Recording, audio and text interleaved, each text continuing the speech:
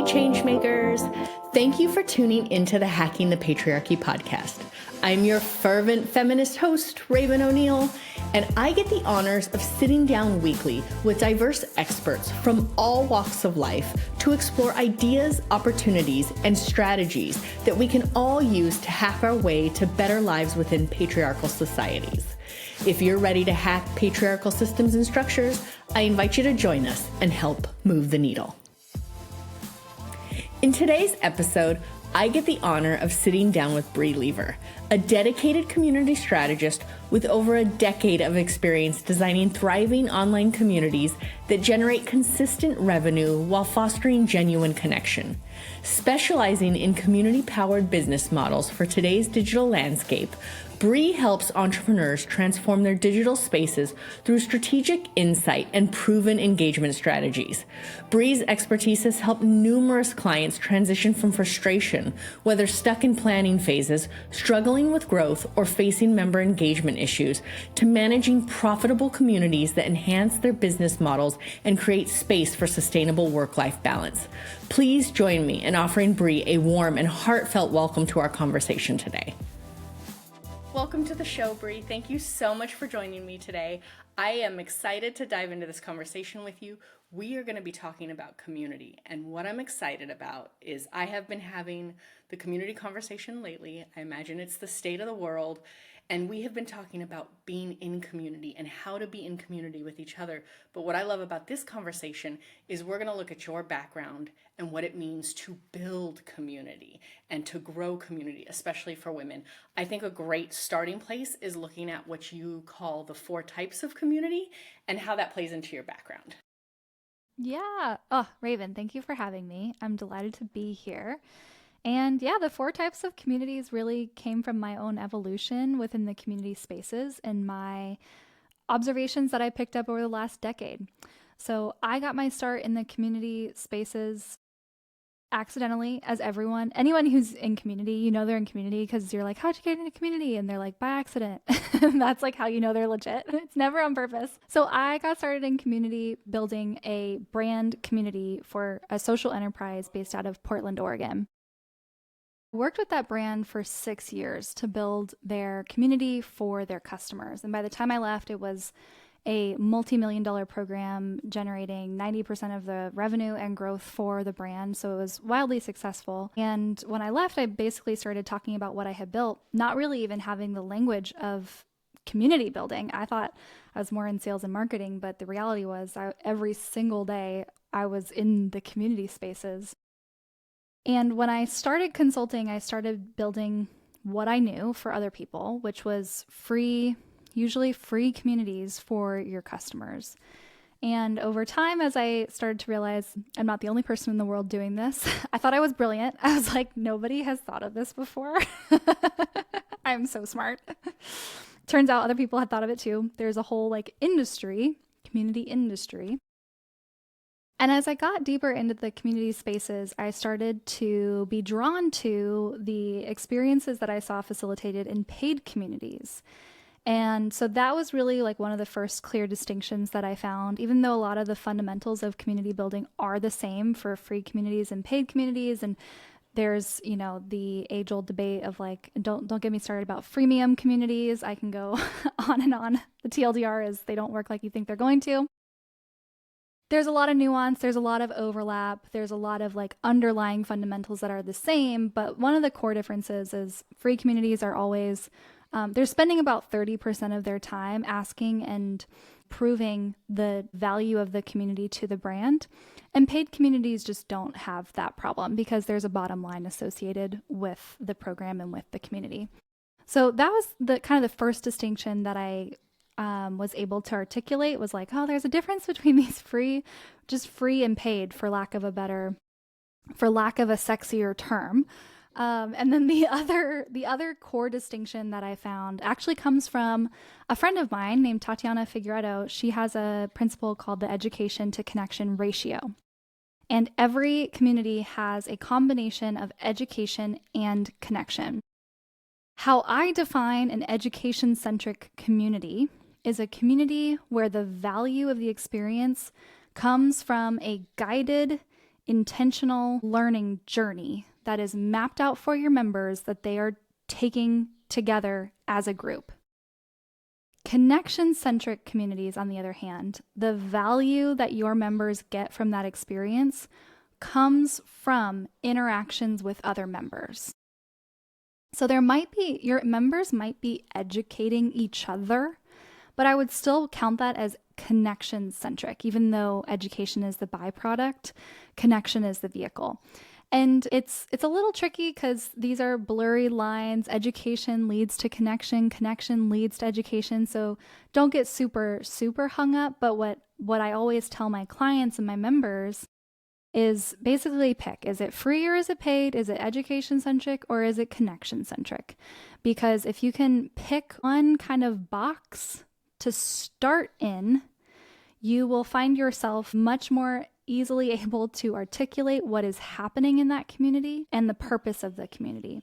And when you can't pick one, make no mistake, you are not just building one community, you are building 2 communities, or God forbid, like 4 communities.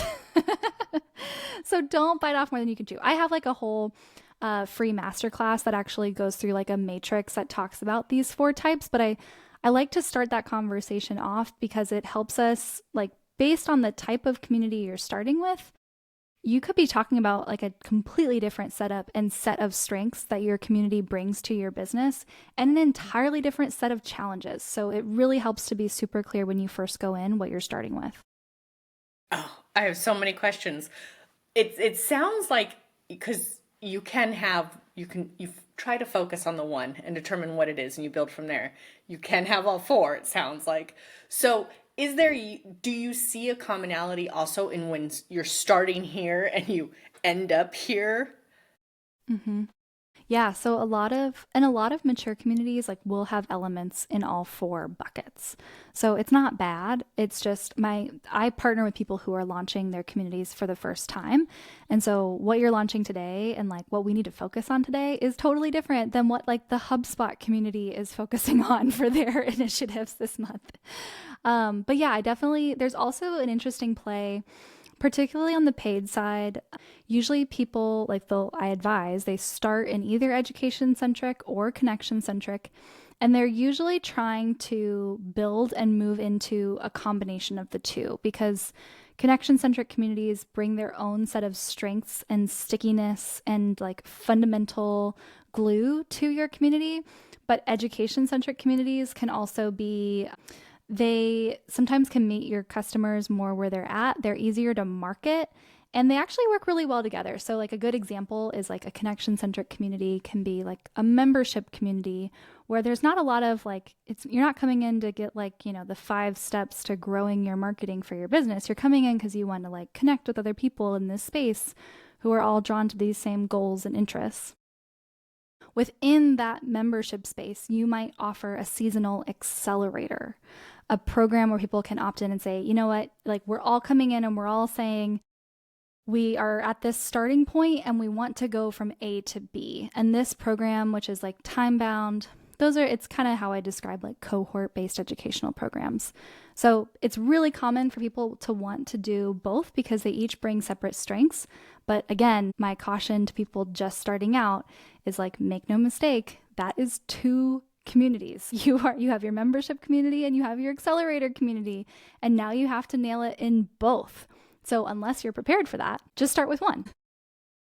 Do you have a recommendation? I imagine that a lot of people, even I would say for myself, I'm I want both.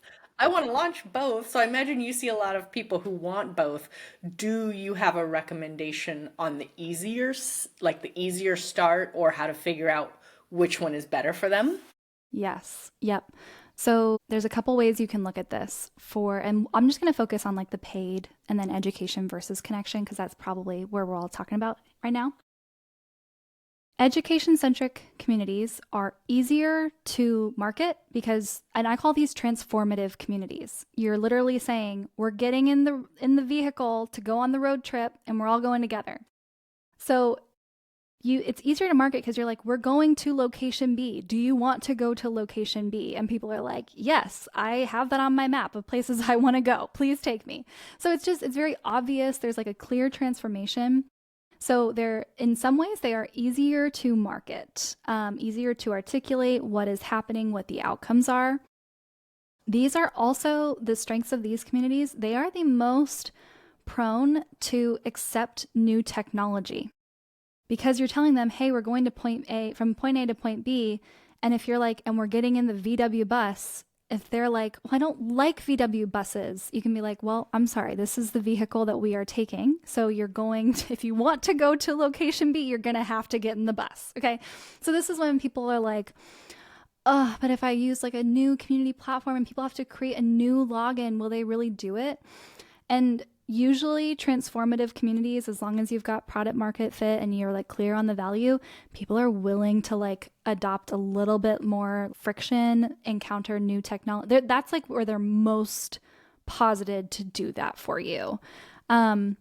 Connection-centric communities, on the other hand, where the value of the experience is very dependent on your interactions between your members. So if there's any friction to your members showing up in that space to provide value to each other, it's tough. It's like you're like keeping them from showing up, and like that is the product, is them showing up. So these communities are like slowly adopting the like quote all-in-one community platforms that I build on most typically because they're like just the easiest to use for these spaces. But you'll also see a lot of the connection-centric communities kind of be stuck in like Slack land or like other like tools where quote everyone is, because we just need like, it's just important for us to have less friction with new technology. The other thing about connection-centric communities, like to contrast what I said about education-centric, and I call these networking communities, by the way. It's not that networking is always the main outcome, but that's just the title for them. Connection-centric communities are a little bit trickier to market because connection in and of itself is not an outcome. Connection is a vehicle to an outcome.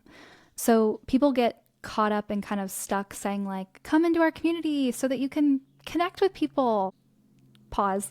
Crickets. Like, we're like, what does that mean? What does that even mean? We don't even know. And that's because like connection it's not the outcome. So with a connection-centric community, you have to do the work to get really specific about what that connection is leading to and what outcomes it's leading to, and using that in your marketing. And that can be harder for people to, number one, articulate, and it can be harder for your members to pick up on. It's getting easier. People kind of get it now more than they used to, but it's still a little bit more challenging compared to just like the clarity that you have in an education-centric program and community where it's like, this is the outcome. Connection-centric communities, the like really big benefit to them is they tend to be more evergreen. You can like bring people into connection-centric communities inside of cohorts, but evergreen tends to be lighter lift. Your role in the community is shifting from that of like educator, and like you're not like the main person where all of the value is being derived from. So you're not like, in a connection-centric community, your role really shifts from that of educator to connector. You are more so looking at, how do I prompt my members? How do I create interesting environments, interesting containers, so that my members are showing up in like memorable, unique, remarkable ways to provide value to my other members. So for some people, that's like a really natural skill set, and like they just haven't like had a place to embody that skill. For other people, that is like a totally new skill. And for another group of people, they might say that they want a membership or like a connection-centric community, but really they like being the star. They like being in the spotlight, and they are not ready to give that up. So it's less of like which one's easier, and it's more like which one aligns with your personality, your marketing engine, your energy level, and like ultimately what you want. Because a connection-centric community at the end of the day is probably like ultimately the stickiest, like most valuable thing you can build, because it's not just dependent on you. It's like coming from this environment you've created, but that might not always be the right fit for people. And that's okay. It's just, you just have to get really honest with yourself about what you actually want and not what looks really sexy right now. Oh, you touched on so many things of like, oh, I want to go there. I think where I'm going to go right now is looking at, I actually don't know if you build community with a ton of gentlemen. So my question, I guess my question is looking at women building community, or like, let's just say diverse individuals, because that's the focus of the show, Hacking the Patriarchy. When diverse individuals want to build community, is there a better one? Again, I go back to the better, but just based on that, on their diversity, is there an easier path? Women are really good at building network, building community. It comes naturally to us. But then I imagine that the community, the networking one, I think you said you call it networking, is easier than educational in most circumstances. And I don't know if that's true. That was my question.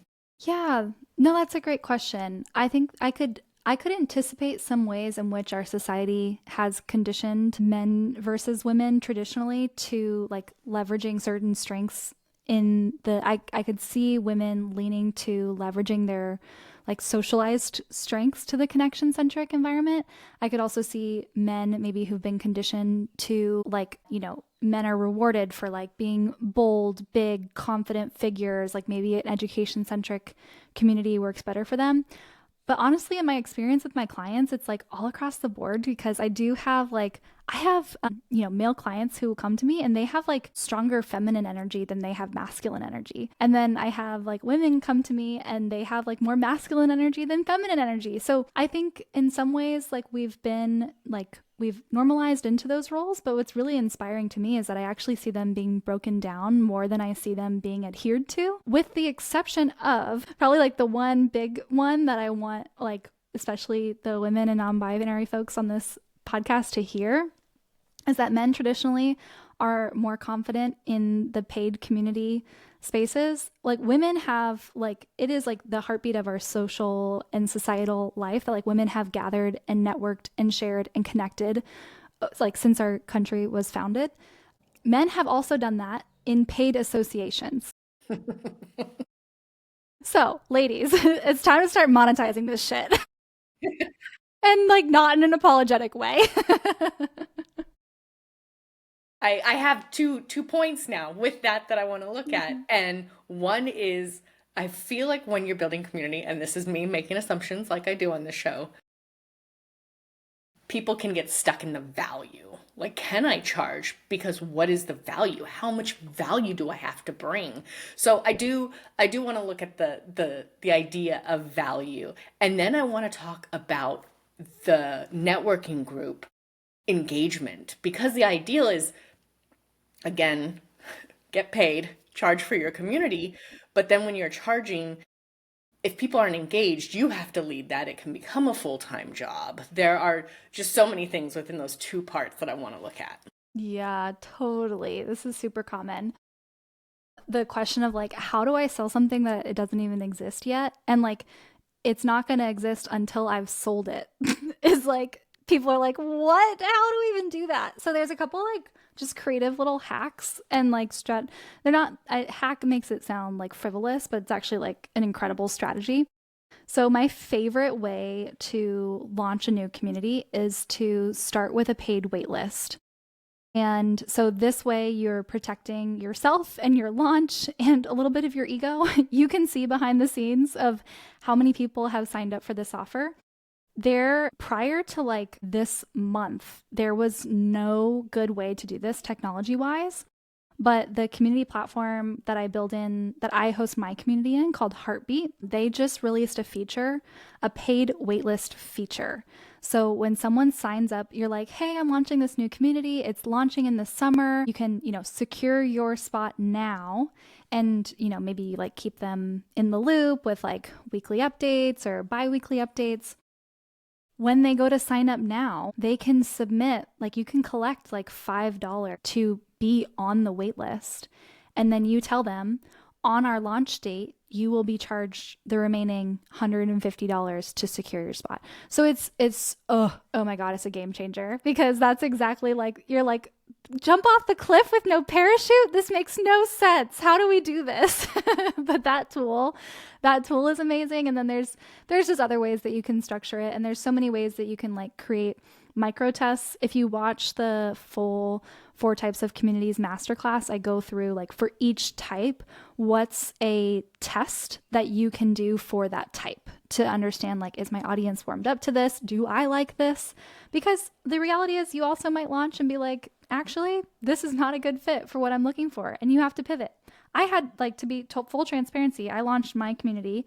It was the wrong model and I had to relaunch it. And I do this for a living. People pay me to show them how to do it. And then I had to redo it. So it's not like to self-deprecate myself. It's just to say that like it's always a learning experience, and you will test and you will iterate and you will evolve. And that means you're on the right track.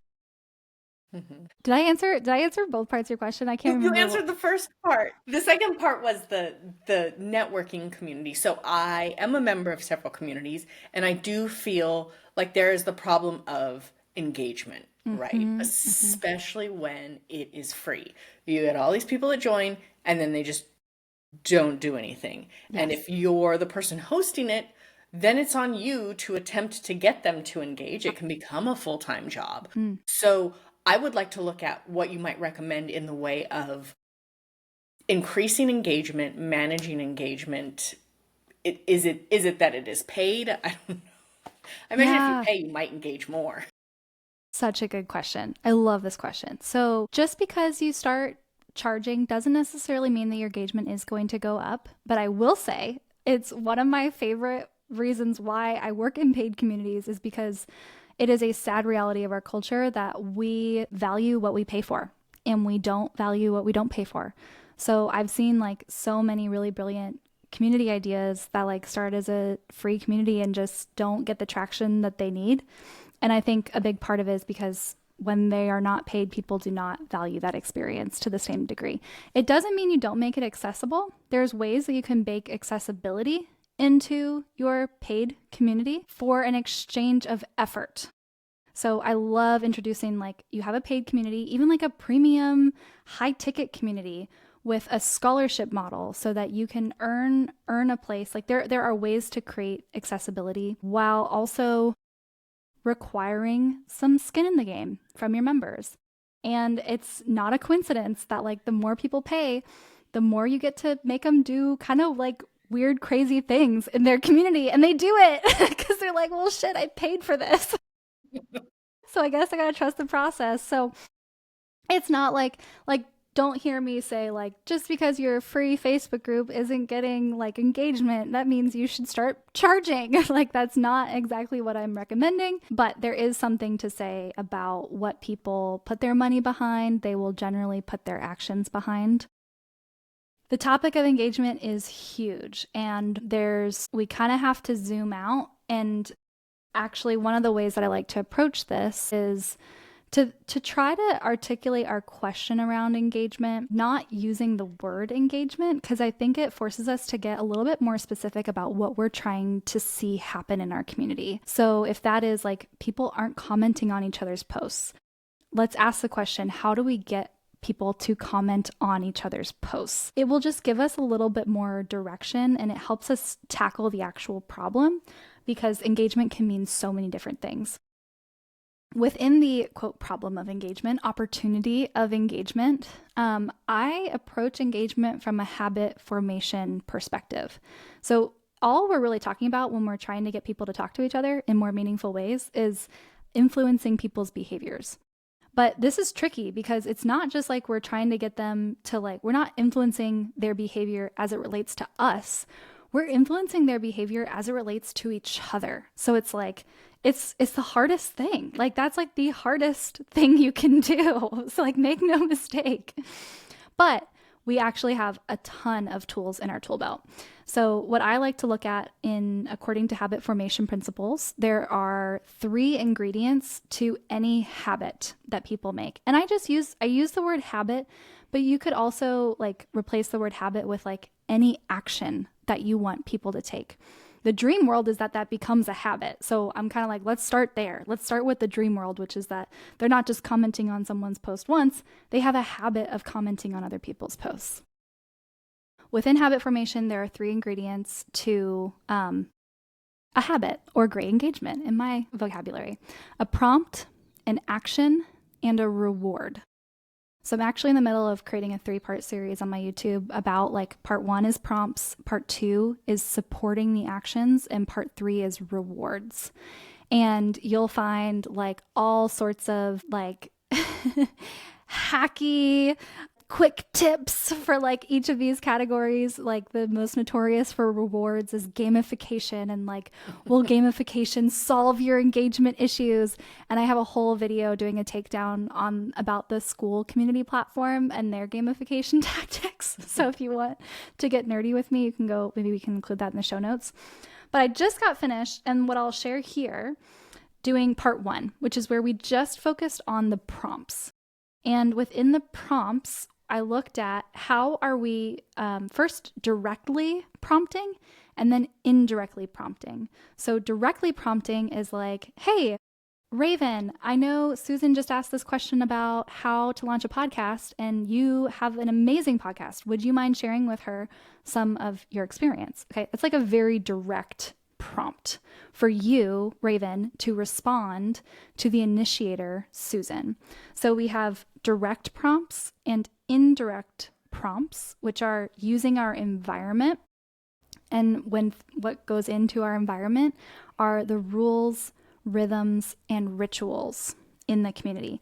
I like to start with rules because I like to create really weird rules in communities that kind of like shake people up, and like it's like, shoot, like how I act normally online doesn't fly here. I'm not allowed to do that. So I'll always like use rules to kind of create constraints for people. And then we look at how do we directly and indirectly prompt the initiator and the responder. So in that example I gave, I was focusing on you, the responder, but you can also provide prompts in your community for the initiator. So I have a resource with like 52 prompts with like according to these categories, because everybody gets caught in the direct initiator prompts. They're like, share an update on what you're thinking about this week. Share a win on what you did this week. Share a question that you're asking. Share your and it's like, that's so okay. That's like one. It's just one of the buckets.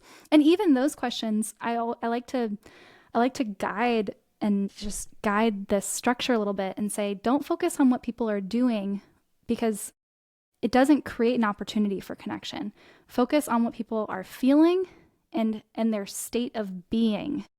And when your direct prompts for the initiator can focus on how people are feeling or their state of being, now you've created an opportunity for connection.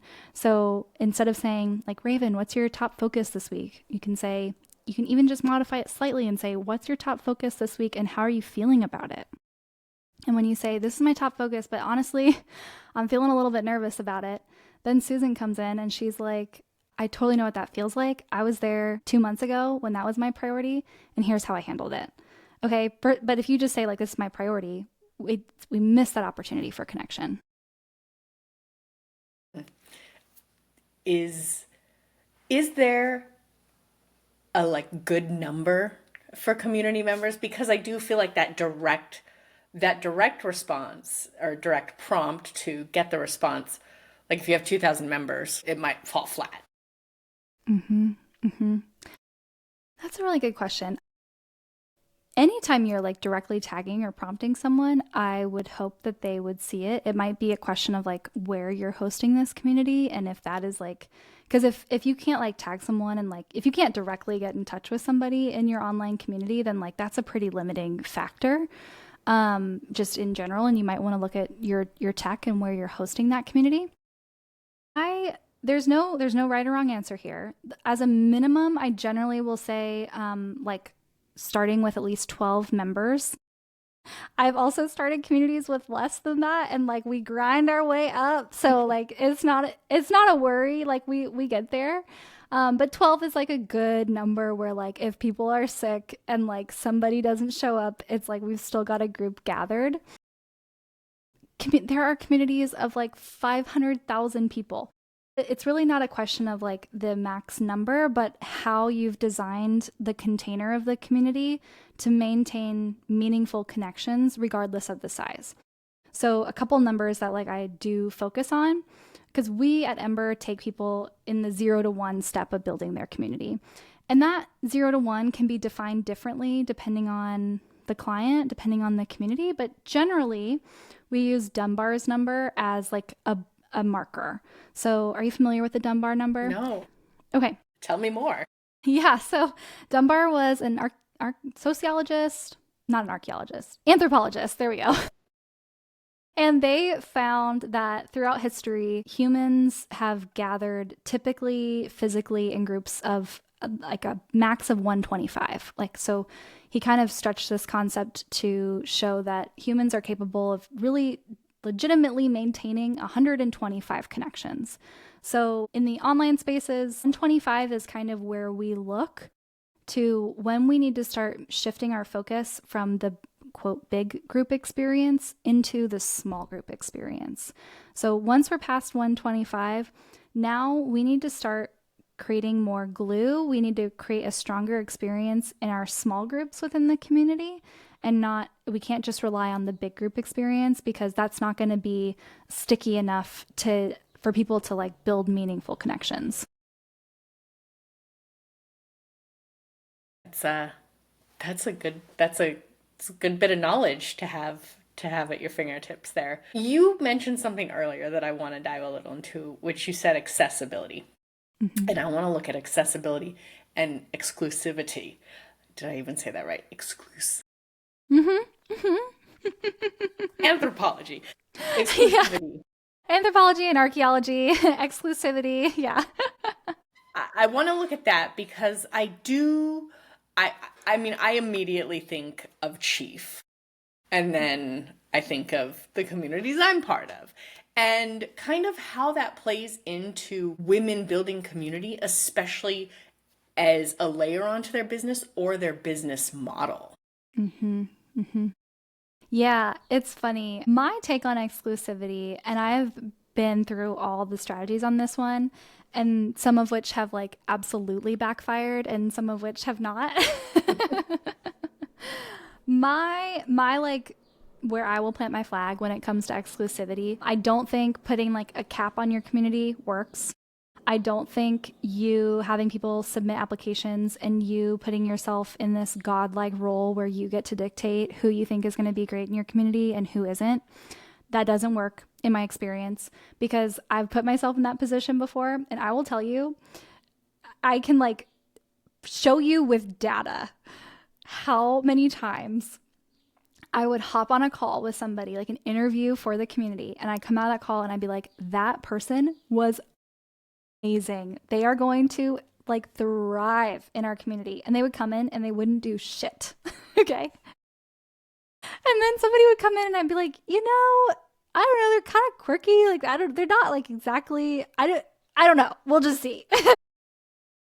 And then they'd come in and they would like blow it out of the water. And I just over time was like, you know what? I'm really bad at this.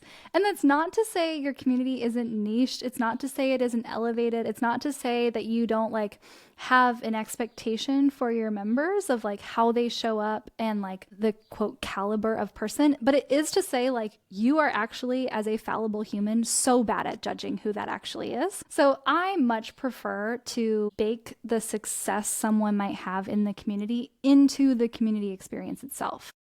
And I like to make it super obvious when someone joins if this is the right place for them or if it isn't. So I'd much rather have a system. It doesn't mean you can't have like an application system and an interview system. There are other really good and important reasons why you might have those mechanisms in place.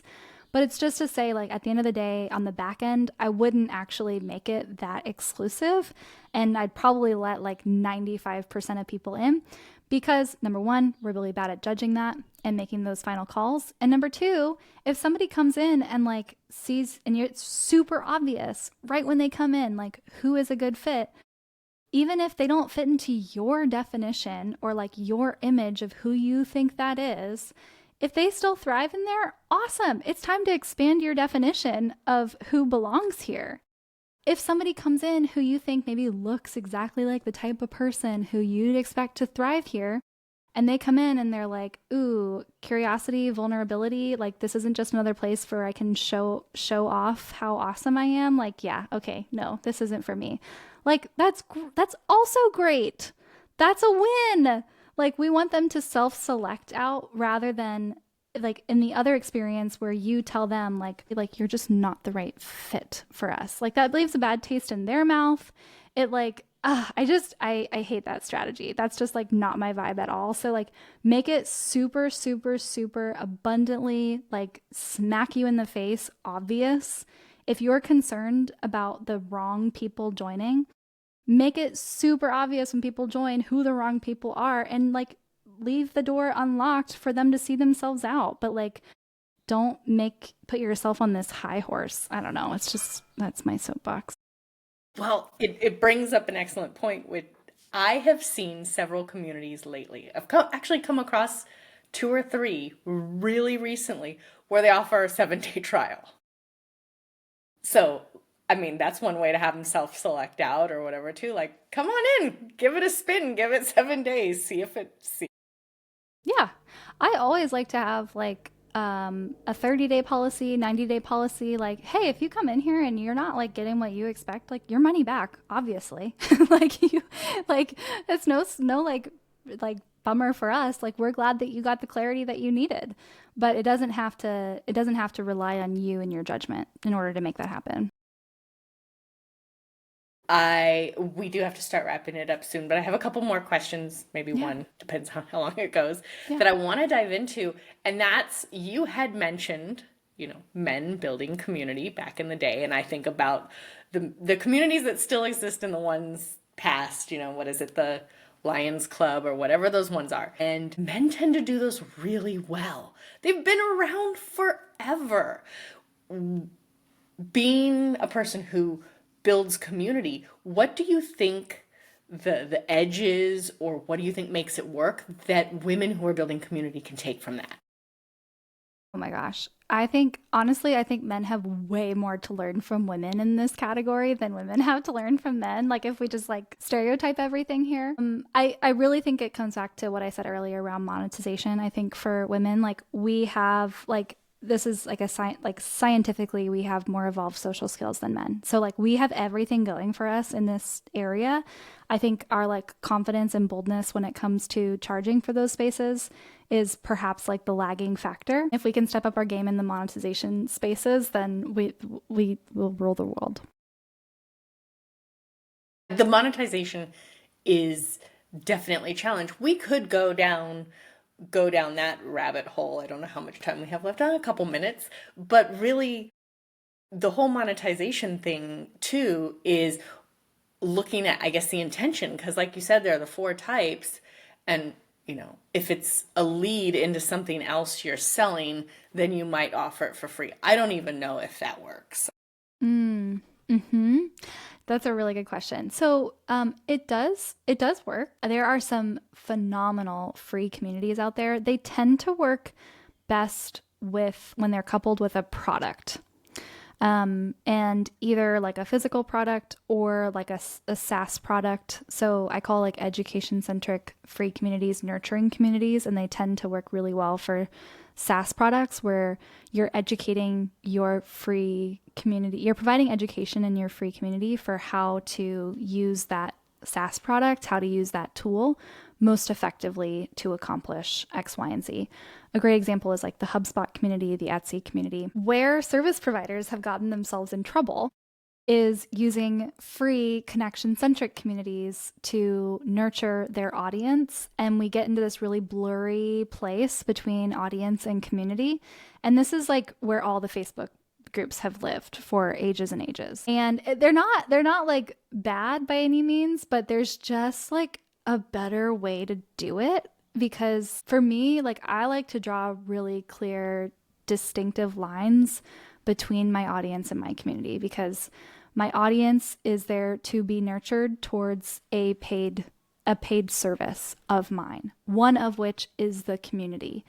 So what you'll find when you use community more instead of positioning the community as your paid product, using it as the container where you are nurturing people towards your paid products, you can do it that way. It's just a lot of work. Like, it is so much work.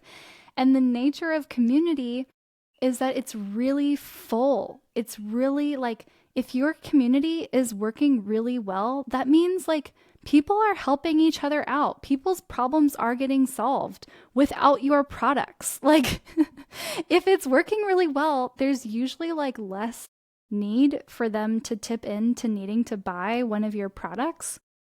And it's why I don't advocate for like the quote freemium model of community, where you have your free community that leads to your paid community. Because when your free community is working really well, they're like, this is so awesome. Everyone's so helpful. All of the questions I had got answered. And you're like, great.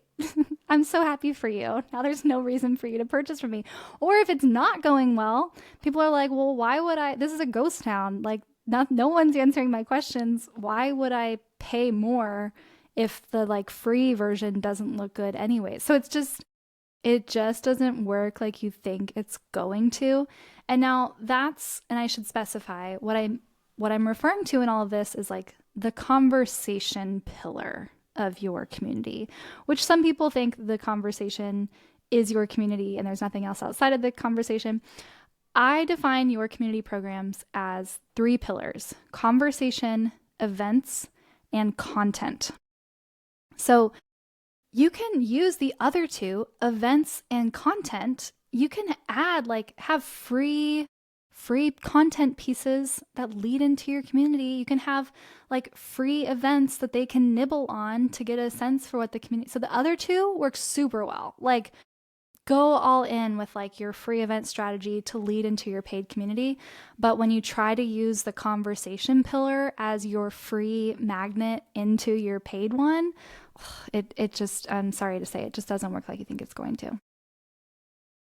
I mean, that was super insightful. I do appreciate that. I've been part of the communities. I've joined free communities where the end goal is to sell you something. And then all of a sudden you're in it in crickets and you're like, am I being sold? What am I being sold? What is going to be the ask coming up? Because I'm not sure how I feel about this. Yes, right. And isn't that so funny that like your defenses are up because you're like, oh, I'm being sold to. I have like email newsletters, and like I know every single email newsletter that I open from this person they're going to be selling me on something, and I can't wait. I'm like, sell me on it. I want to like see what you have and like give it your best shot, right? But like we get in the community environment and it just feels like a bait and switch. I'm like, just keep your audience, nurture them with value and kindness and care. And then like make them pay you. All right, wrapping this up, I do love to close out the show with every guest giving 3 hacks. For the listeners tuning in who are thinking about building community, just diving into building community, what are 3 hacks to get them started? Yeah, it's a great question. Hack number 1, test with an event. If you've already tested events, test an event series. Of those 3 pillars, events, conversation, and content, the best one to get a test for if your community could be viable is events, hands down. So test with an event or an event series. Hack number 2 is go binge the Dear Brie podcast season 1. That's like a hack that's like 12 hacks within a hack, because it's perfect for where people, if you're just starting out community and you're not sure and you're like, and you're listening to like the freemium thing and you're like, oh my God, I didn't even think about that. Like, there are so many of those little like potholes to anticipate in community building that are like seeded into your Brie. So that's a hack within a hack. I feel like you have talked about some of the resources you have. I feel like there's probably a hack in there too. Like, oh, check this out. I That's loved that you were able to use that hack as like something you've produced that's already there that is a hack. Thank you. Thank you. Okay, yeah. I'll do that as my well, no, I'll do another one. My third hack is to start talking about it. So start speaking it into existence, start telling people about it. Like the best communities really unfold from within and happen really organically. And that doesn't happen when you have like your full minimum viable community plan mapped out. It happens like when you're in conversations like this and you're like, oh, I'm feeling like really lonely and really weighted down about X. Like, are you having that experience? I am. Okay. How can we like meet up more regularly to like work through this and talk about it? So those types of organic unfoldings are like the best fodder for good community. So don't be afraid to start talking about it. Like sometimes people, and especially if you're thinking about your community like a product, we can be tempted to like really keep it like kind of secret and like hidden and locked away until it's perfect and beautiful and ready. But that's just like not how community works. Like the community unfolds and shapes itself from within. And so to do that, like give it a little bit of light, give it a little bit of water. Like you have to nurture it and do that earlier than you think before you're like, okay, I have this official bundle and offer that I'm like ready to launch into the world. I love that last one because I have a sales mentor, because sales is the thing we struggle with. And she always says that. She's like, start talking about it now, because if you just hold it and then you launch it and it falls flat, you're going to be so upset with yourself. Yes. But you can tell like when you're on the phone with someone and they're like, oh my gosh, yes. And you're like, okay, there's a little something here. And then you just kind of follow that breadcrumb trail and you have more conversations. Anyone who joins my community, the first thing I have them do is go interview 10 people who would be your ideal member. And just this is not a sales call. This is to learn from them, to see what lights up in their eyes, to see like what doesn't land about it's a messaging thing, but it's also like it's forming your community. And that is like so important. You just handed out a fourth hack as we're closing. Yeah. Gotta give you guys a bonus. Bree, for the people tuning in, how can they find you, reach out, work with you? Yeah, I'm on LinkedIn most frequently. The best place to hear this voice in your earbuds more frequently is my podcast. And then we have a newsletter that goes out 2 or 3 times a month as well. And you can always find us at emberconsulting.co. We have information about everything from our Done For You services for building and launching community to the Done With You and DIY version, which is where you can join our community for people building community. Bree, thank you so much for taking time out of your day to join me today. Yeah, thanks, Raven. Thanks for having me. It was fun. I had a blast. Thank you so much for tuning in and listening to today's episode. For all the juicy deets on this episode, be sure to check out our show notes or give us a holler on Instagram at Hacking the Patriarchy Podcast. And if you enjoyed this episode and you'd like to help support this podcast, don't be shy. Please share it with your friends. Sharing is caring after all. Lastly, if you'd like to lend your personal support, please take a moment to tell the world about it with a review on your favorite streaming platform. We'd be forever grateful. Tune in again soon to enjoy a brand new episode of the Hacking the Patriarchy podcast. And until next time, keep on hacking, my friends.